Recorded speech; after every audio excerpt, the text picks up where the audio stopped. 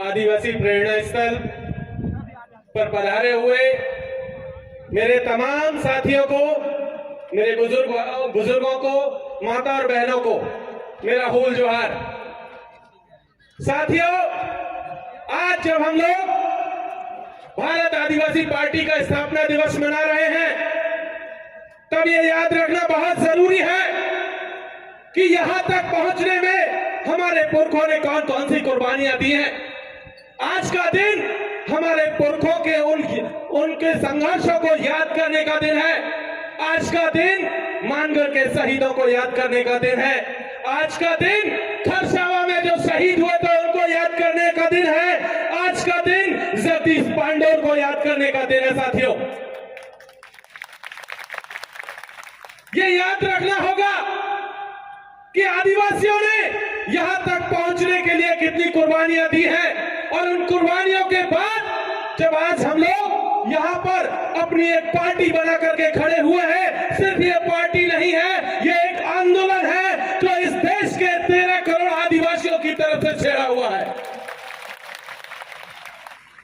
ये आंदोलन सिर्फ इतना नहीं है कि हम कुछ विधायक, कुछ सांसद जयपुर और जो है दिल्ली में भेज देंगे या भोपाल भेज देंगे या जो है अहमदाबाद और बॉम्बे की विधानसभाओं में भेज देंगे। ये आंदोलन याद रखने का दिन है कि हमारे पुरखों का जो सपना था, हमारे आदिवासियों ने जो सपना आज की तारीख में देखा हुआ है, उस सपने को पूरा करने का आंदोलन है। साथियों, आज आप तमाम लोगों को बहुत बहुत बधाई कि आपने अपनी खुद की पार्टी बनाई है और इस देश के 13 करोड़ आदिवासियों को बीजेपी और कांग्रेस से मुक्ति दिलाई है। इसलिए एक बार जोरदार तालियां आप सबके लिए। साथियों, एक चीज आज तक हम देखते आए हैं कि इस देश में लगातार जो स्थापित पार्टियां रही हैं, चाहे बीजेपी हो चाहे कांग्रेस हो, पिछले 75 सालों में हमने देखा है कि इस देश का संविधान आज की तारीख में उन्होंने संकट में ला करके खड़ा कर दिया है। हम देख रहे हैं कि इस देश का लोकतंत्र पूरी तरीके से खतरे में आ चुका है। आज की तारीख में हमने देखा है कि किस तरीके से लगातार इस देश के नाम के साथ भी छेड़खानी हो रही है।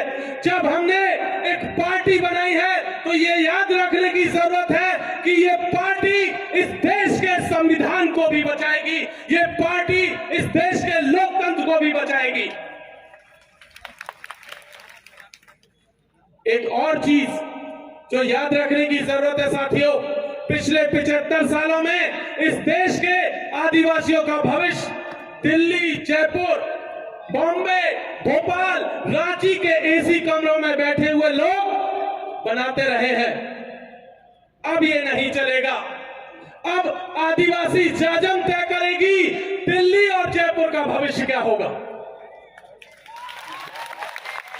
ये यहां से बैठ करके हम लोग तय करेंगे कि दिल्ली में राजनीति कौन सी होगी। हम लोग तय करेंगे जयपुर के भीतर विधानसभा में राजनीति कैसी होगी। हम लोग तय करेंगे कि भोपाल की विधानसभा के भीतर की राजनीति कैसी होगी। ये यहां से हमें सुनिश्चित करना है साथियों कि ये जो पूरी की पूरी लड़ाई है, इस देश के 14 करोड़ आदिवासियों को बचाने की लड़ाई है, इस देश के अल्पसंख्यकों को बचाने की लड़ाई है, इस देश के दलितों के सम्मान को बचाने की लड़ाई है, इस देश के पिछड़ों को हिस्सेदारी दिलाने की भी लड़ाई है।